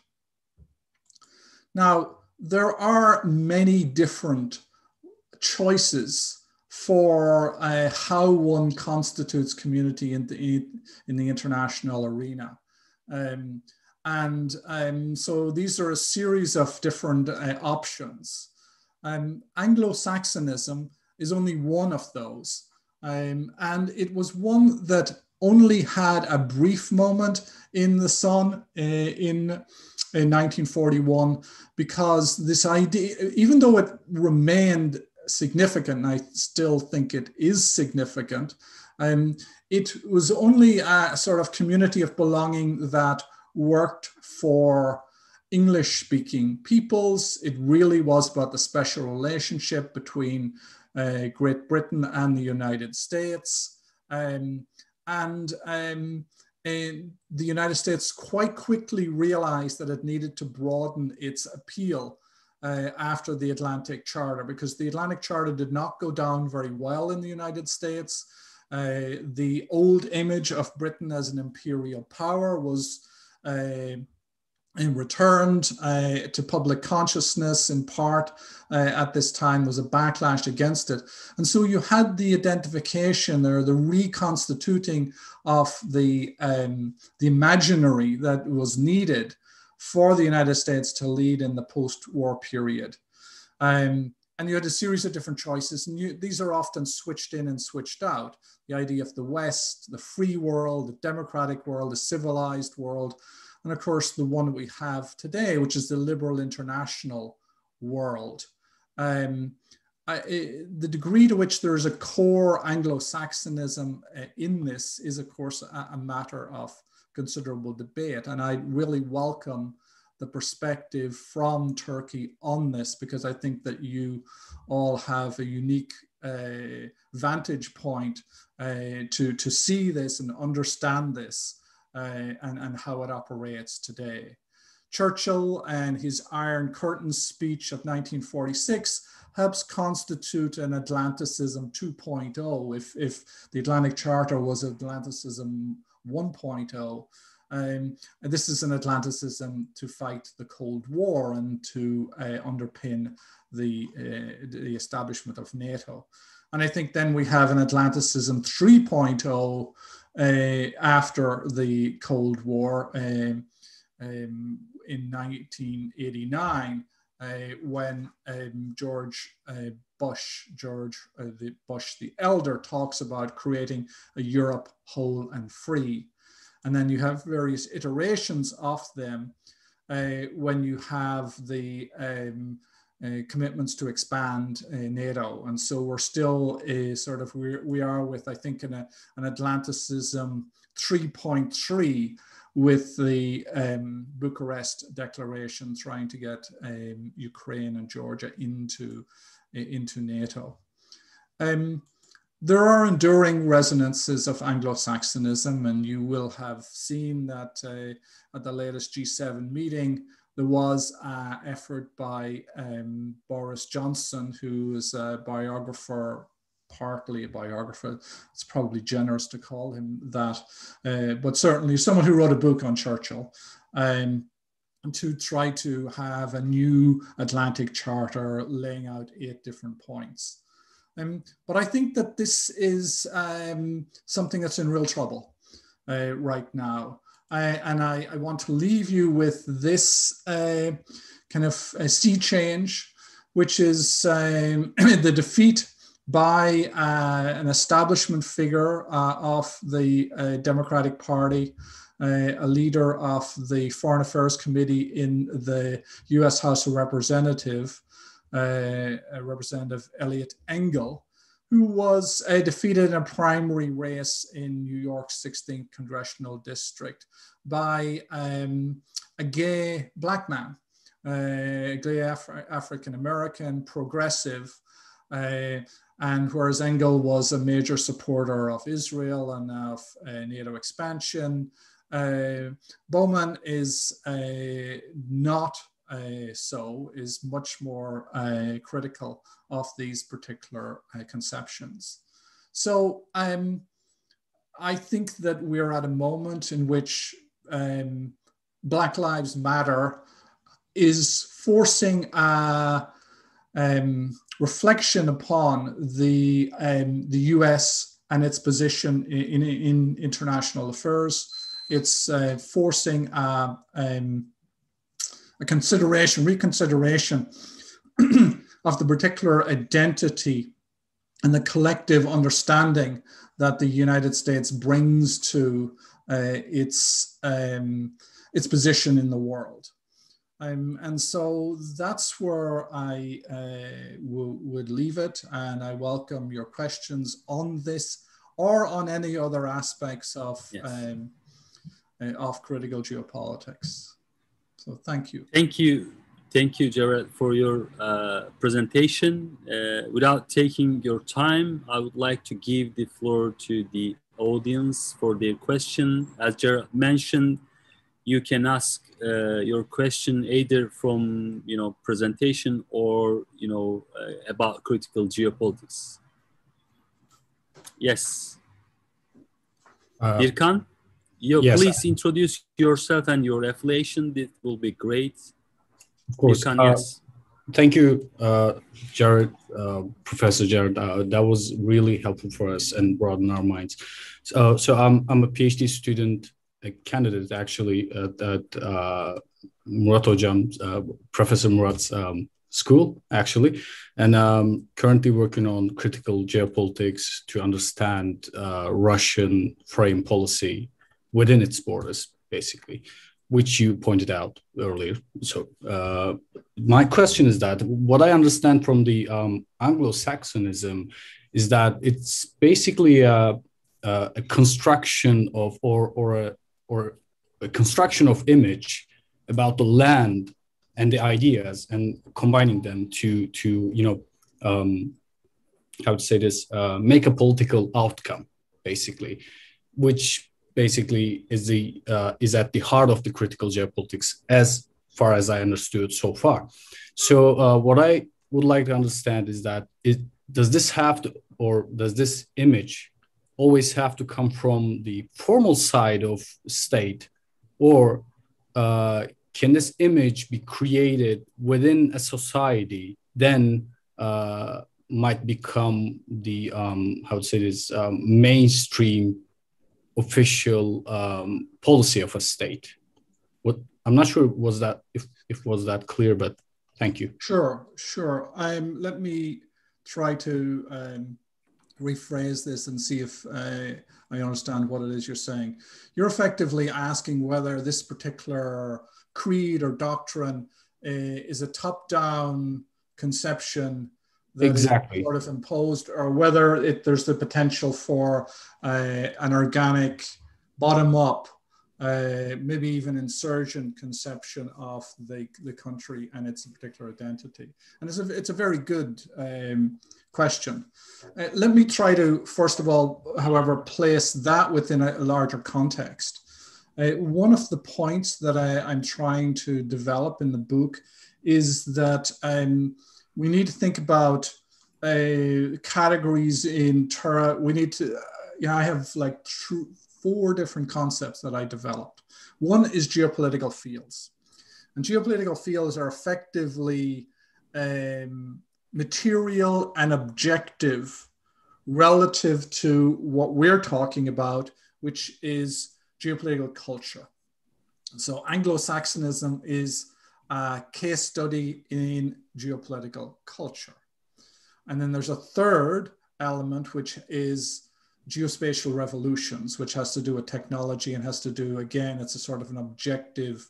These are sort of things which are ineluctable, which shape geopolitical culture and geopolitical fields.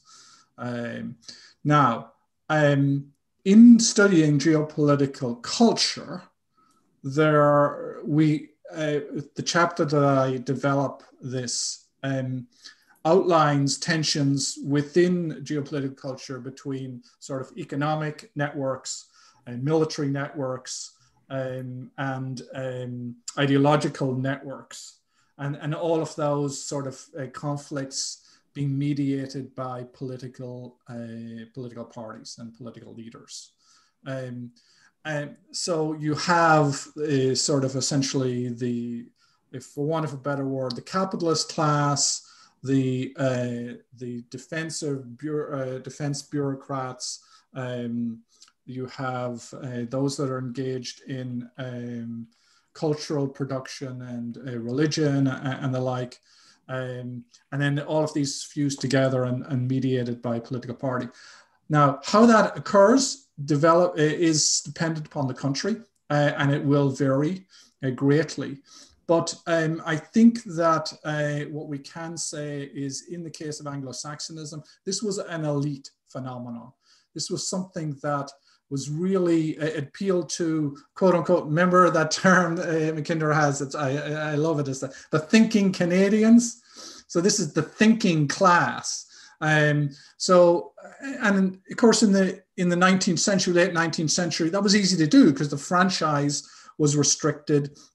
Britain itself, you know, when it had elections, there were just a few thousand people that participated. So the franchise hadn't extended, women couldn't vote and things like that. So there effectively was very much an elite phenomenon. But of course, when you get in the 1930s, this the development of populist politics, and so the notion of geopolitics that we have today is in part it's a geopolitics in reaction to the Nazism and the authoritarian populist form of Nazism. So there's always this elite element of geopolitics seeking to control the upsurging of populist sentiment. And so I would say that to analyze the particulars of what you're asking, it's an empirical question whether certain cases you have the emergence at a more popular level of a conception of the nation, which really rocks the establishment. But there's clearly examples of this, and the populist moment that has rocked Britain and the United States over the last 6 years, from the twin shocks of 2016, clearly are examples of this. Trump's inarticulated politics, political ideology, was one of America First. So it was a sort of chauvinistic nationalism. It was racialized, and it had a kind of clear edge to it. But it also had its incoherences, and I think that to a certain extent you have the same phenomena happening in Britain. And you have this dislocation between Britain, on the one hand, wishing to conceptualize itself as a global Britain. That is the overall vision. And yet the populist sentiment behind that is really quite chauvinistic and is anti-EU and is racialized. And so you have this disjuncture and you have the loss of legitimacy of Britain's position. It's lost prestige and standing. I think that's also happened to the United States. Biden, of course, is trying to recover that. And you know, the Turkish case, it would be a very interesting one to consider. But you know, you are all experts on that. Thank you. Thank you, Caner Bey. Hello, everyone. I am Caner Can, a student of Security Studies at TOBB, ETU in Ankara, University of Top. As a profession, I've been working in energy field for the last 2 decades, and needless to say, geopolitics is in the essence of global energy issues. A very quick remark, if I may. My professor, Serdar Palabıyık, who is online now, introduced me to critical geopolitics. and of course to your views. So I'd like to thank him and to you now, because I feel so lucky and honored to ask you this question now. We have COVID-19 and climate change issues today.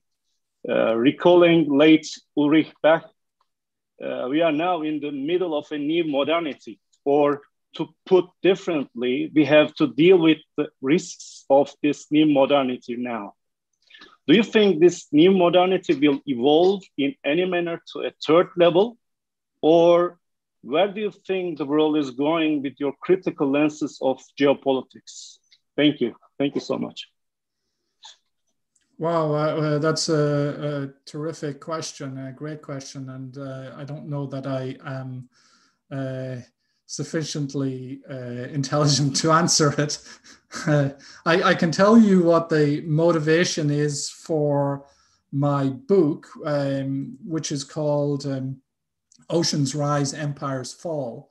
And it is to try to confront the fact that, as I see it, there's two forms of geopolitics now before us. We have the form that we've sort of inherited from our classical modernity, to use Beck's terms, which is of great power competition between industrialized and post-industrial states. And that is a realm of capability and capacity and ever-increasing sort of military revolutions. But all of that, and I think this is true of Mackinder and the initial classical geopoliticians, all of that is dependent upon the presumption that quote unquote man is able to initiate and hold the initiative over nature. And so that sense that humans are fully in control is, I think, clearly going away. Clearly, with Beck's notion of reflexive modernity, you had the beginnings of the questioning of that, the confronting of the so-called side effects of classic modernity, the excess and the success of classic modernity actually leading to in greater environmental degradation, pollution, and then climate change. And so the second part of the second geopolitics that I think is really what I'm trying to come to terms with is this environmental context. And you talked about energy, you talked about the ways in which you have an extractive relationship between humans and the environment, which all of that underneath what we understand as geopolitics is just great power competition. Well, there's another form of geopolitics, which is the relationship of the extractive capitalist economy across the globe to the environment, what that's doing to the environment, and how the environment, and this is Bruno Latour's big point, and it's the point of those that write about the Anthropocene. The environment, the earth, is an actor, and the earth acts, and it's no longer a stable actor, it's no longer a predictable actor, it's no longer passive, it's very engaged, it's changing before our eyes. And as a consequence, the world that we're going into is a world where we have great power competition up here.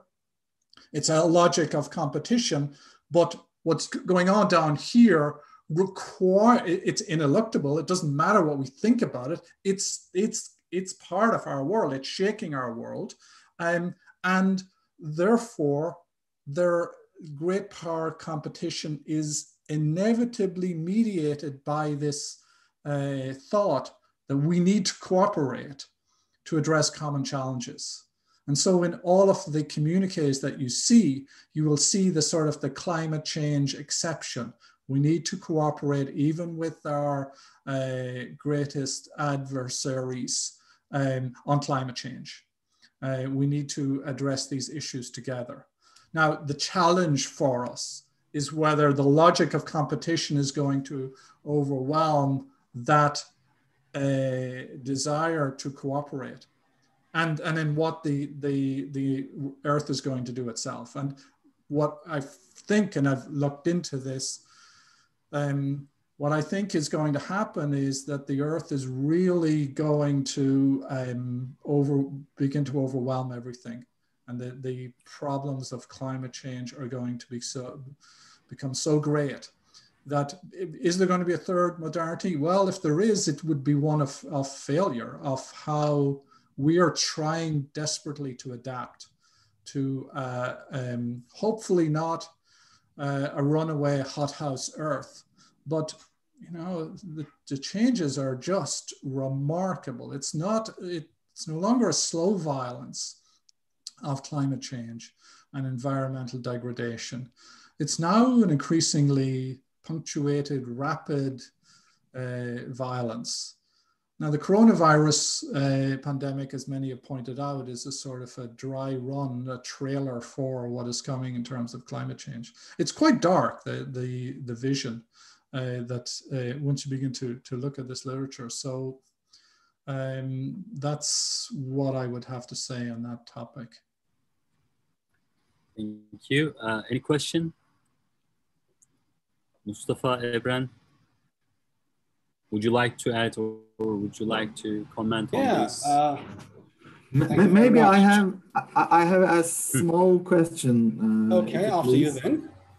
Well, Professor, you generally relate Anglo-Saxonism with transatlanticism in a sense, and these two concepts are very much interrelated. Yet, particularly after 2000s, there is the concept so-called transatlantic divergence, mainly with regard to the division of ideas or differences of ideas between the United States, Britain on the one hand, and other European states on the other, particularly on American interventions in the Middle East whatsoever. Do you think, is there an alternative Europeanism or some kind of a European generated geopolitical grouping which positions itself vis-a-vis Anglo-Saxonism? Is there such a tradition? Yeah. Yes, yeah, no, I think that's true. I think that is the case. I think France has historically always been outside of the Anglo-Saxon tradition, has been suspicious of that and critical of it. So most certainly there are resources, discursive resources, imaginations, conceptions within Europe, which are really quite critical of it. And, let's face it, Trump in one sense pulled back the screen on the sort of the racial, the enduring power of racial appeals in American political life and the power of that. European politicians are confronting that issue themselves, because there's lots of European politicians, Marine Le Pen in France, and the populist parties in Holland, and even Alternative for Germany in Germany itself, that are making similar appeals. So yes, there is this nasty enduring appeal of this is sort of exclusivist conception. And Turkey's in a very interesting position to see that, because of its the role of the Turkish diaspora within Germany, and the ways in which you have a sort of sensitivity to that particular issue that I think is important, and can really help contribute to actually a conversation about these issues. The position of Islam within Europe too is a kind of key issue, and so that's another way in which that there's need for conversations about these issues within Europe. And you know, of course, I am a European Union supporter, and I hope that that dialogue can happen in a positive way, which involves Turkey and also Russia as we can move forward. Thank you very much. Evren, thank you. Evren. Thank you. Actually, I have two questions, catching up with the last both of the questions. Actually, I was just going to ask a similar question, like, where do you locate Turkey in the competing meta-geographical imaginations, especially regarding the imaginations, free worlds, because it's you know so many tappings with the Western worlds, but still it tries to relocate itself both consciously and viscerally through the past and also through the wider region of including Asia and Africa. Yeah. So it tries to relocate itself, but where do you locate it, both intellectually and viscerally? Because you also mentioned a few times the importance of visceral attitudes. Right. Yeah. And you know, it is not for me to do that, but I think what we can, as scholars, we can be attentive to the mechanisms by which this works. And so the visceral appeal, and you know, it of course cuts both ways. The visceral often breaks for the exclusivist and the chauvinistic. So you will say at a visceral level, well, we're going to exclude the sort of one visceral impulse is to raise the barrier, is to draw a boundary. It's this sort of territorialization impulse. But there is also, we have to remember, you know, a certain segment of the population that is viscerally in favor of a sort of a multicultural, multi-confessional, open Europe. And so I see that, and there's various forums for the performance of that. And we have the European championships going on right now. We have Eurovision. We have, you know, we have lots of other different forums in which this is performed. So I don't think we should discount the fact that there's also built up experience of socialization in this sort of multi-confessional open European Union, and that's a power. Now, in terms of Turkey's position writ large, you know, obviously you're much better positioned to talk about these kind of issues than I. I was fascinated by Turkey's power projection in the Caucasus. And I think that's a really quite significant move, and the ways in which Russia and Turkey were able to come to an accommodation on what happened with the Karabakh conflict is, I think, something that's very kind of very interesting to me, and something I found a little bit surprising, it is something that is, I think, has obviously reshaped that region in ways which are still reverberating.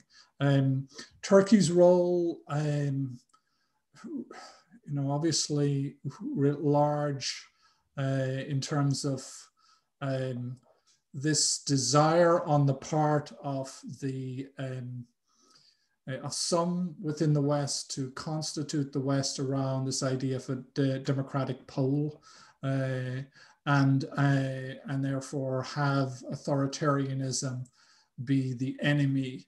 The problem with that is that the United States itself is under considerable tension and conflict over the question of democracy, and as Edward Luce was the Financial Times columnist, wrote about a month ago. He said the most important struggle between authoritarianism and democracy in the world right now is happening within the United States. And of course, that, you know, that's perhaps, as often happens with great powers, there's a sort of navel gazing, and you're sort of constantly looking at your own position. But I do think that the idea of constituting the West solely around a democratic ideal is one that has lots of problems with it. But it's a struggle. It's a struggle, and there are different factions making different arguments on this. It's a struggle for democracy within the United States, and a struggle for democracy for democratic forms of governance in lots of other places. And it's an imperfect exercise, imperfect kind of phenomena writ large. And, you know, I'm just not qualified to really speak in any authoritative way about you know, U.S.-Turkish relations or the like. Can I bind this question with your former problematic on Anglo-Saxonism?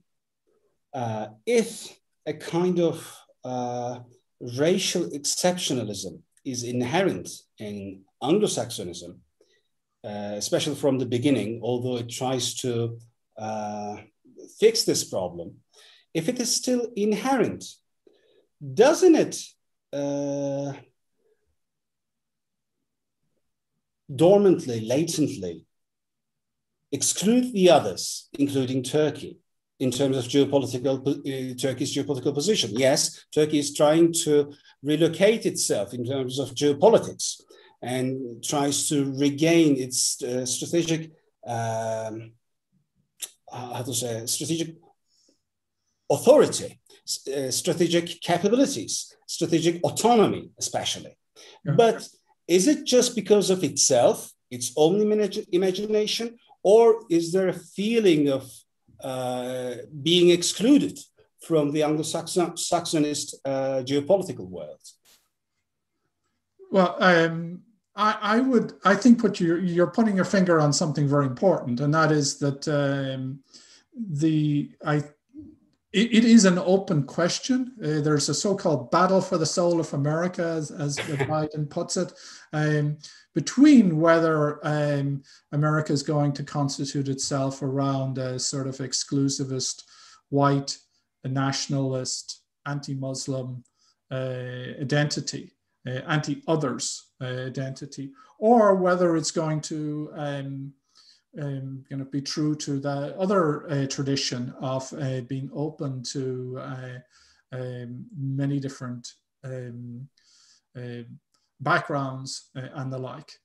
And I think that it's an imperfect mix of both. You have recognition more than ever on the part of the United States. I think the US wants to keep Turkey in the West, in NATO. I think it's a smart move. It's what should happen. Turkey is a crucial player in the Black Sea region and a crucial broker, and I think can be an important, effective broker in NATO's relationship with Russia. It's a very, very important relationship. So I think that's a good policy. That's a smart policy. But you know, the US and Turkey have, as you know, had conflict over Syria, and that's a significant conflict. And then the ways in which the US and Turkey deal with Israel-Palestine is also something that is sort of a work in progress too. I would hope that the US is is going to move in a direction. I think there's a demographic change going on here, and I just hope that it's able to kind of negotiate that transition without sort of alienating its partners overseas. That's all I would have to say on that issue. But really, you should be telling me. I'm welcome to listen. We can have multiple questions if you want, since we're running out of time, and I don't want to. I talk a lot, so I'll stop. Oh, sorry about that. Okay, thank you very much. I just wanted to find out whether the inherent, maybe you can put it like somatic markers of Anglo-Saxonism was one of the things keeping Turkey at the bay sometimes. Yeah, so very, very briefly, I think you're right for a lot of people, but like I said, the somatic markers are not a homogeneous thing. There are somatic markers for others for whom the struggle against racial injustice, the struggle against white nationalism is very deep, and therefore they will translate that in the international arena to an openness to Islam, to others, to so-called non-whiteness. Okay, so if that helps. Thank you very much. Sorry for bothering you with a few questions.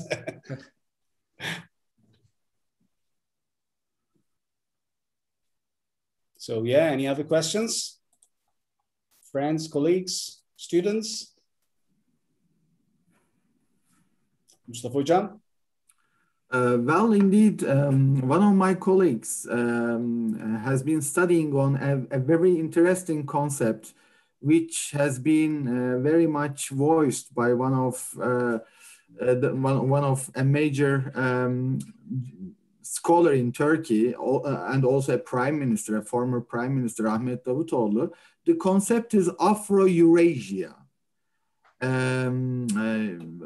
I mean, this is a very curious concept, Afro-Eurasia, because it encompasses a very large territory. I think this concept was very much influenced from the world island conceptualization of Mackinder. Have you ever encountered such a conceptualization, Afro-Eurasia, and what do you think does it mean? Should it mean something to us, such a very broad area? So Eurafrica is a concept that I have come across, and that is the pan-region conceptualization of Haushofer and the Germans, this idea of different spheres being created, and that so the American sphere was for the United States, and this Eurafrica is for Germany as the sort of central power within it, and then you'd have Asia for China and Russia. But putting all three together, no, I haven't heard of that.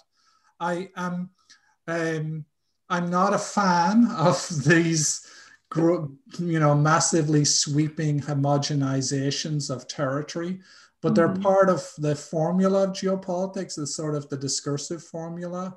And in reading Mackinder's parliamentary speeches, which is what I've been doing over the last number of weeks, there's one particular moment where he talks about how to communicate effectively. And he essentially says you have to have something which is like a slogan, or you have to have a vivid visualization. And so he his reputation is based upon these kind of really, when you think about it, these are really wacky ideas. And these are sort of mad exaggerations. With a certain science fiction quality to them, and certainly a paranoid conspiratorial quality to them. But they resonate, right?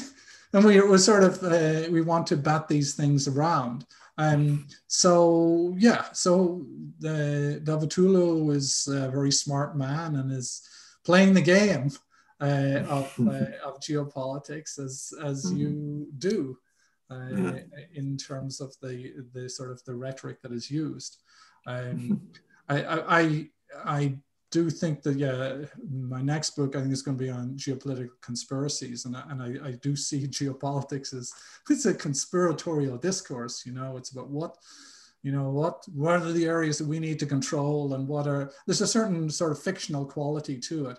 And then when you kind of push it a little bit further, well, H.G. Wells was a friend of Mackinder's, and so there's out of that sort of Edwardian moment in Britain in the beginning of the 20th century, you had the invention of Sherlock Holmes by Arthur Conan Doyle, who was someone that was again, a friend of Mackinder's. You had H.G. Wells and his science fiction.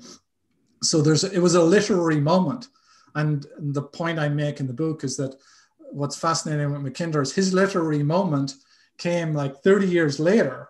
He's sort of forgotten, and then suddenly, boom, he's having his book republished. He's been asked to write for Foreign Affairs. And he's a really old man at this stage. And so maybe there's hope for us all, is that, you think your best work is done, you're puttering around in retirement, and then suddenly the world wants to know you. And that's because he wrote well and he had these vivid conceptualizations. Thank you very much. Okay.